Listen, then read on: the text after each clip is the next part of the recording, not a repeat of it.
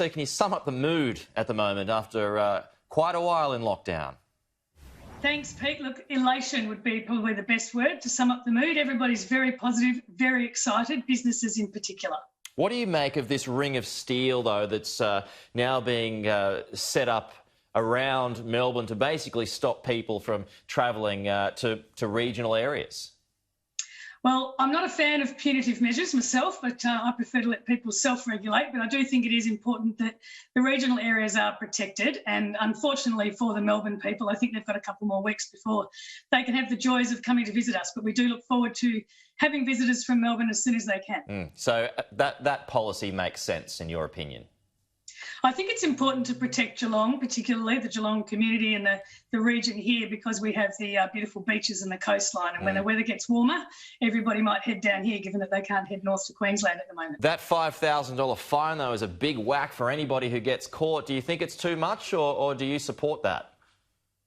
Look, I think I would leave that to the Mayor of Melbourne to comment on that one. My community is Greater Geelong, and I think we are focused on making sure that we can open up as safely as possible and get the businesses going. OK. Do you have a rough idea, Stephanie, of how many businesses didn't quite survive that lockdown, or would you say the majority were able to get through? Can you give us an idea of how business has been going and how much have been able to pull through?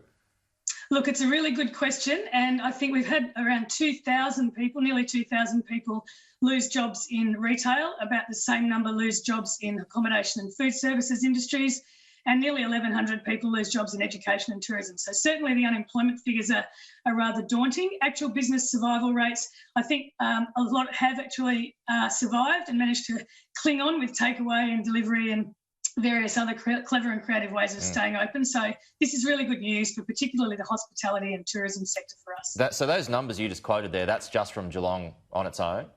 The Greater Geelong region, yes, that's right. That's a big whack, isn't it? I mean, that must be devastating for the community. What has all of this done for the confidence of your region? I think the fact that we are now with low numbers, we're looking towards summer, people are really excited about the fact that we can get back into recovery mode.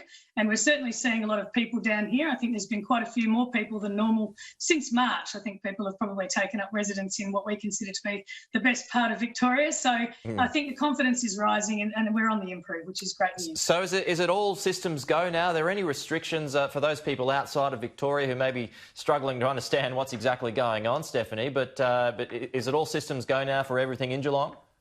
Well, we're in step 3, I think is what we're terming it now. It can get confusing.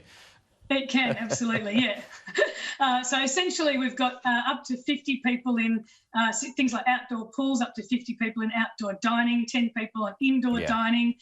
So it's starting to really open up, and we're only weeks away from taking the next step as well. So it's certainly, the numbers are increasing in terms of people being able to get out. I know you've got to go, but I do want to ask you, what do you want to see happen from this point on?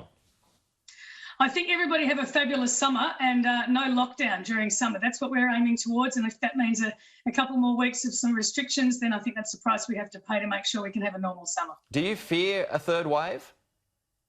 No, I don't live in fear. So I have confidence that everybody will continue to do the right thing and keep up the great work, and that'll have the result we're all looking for.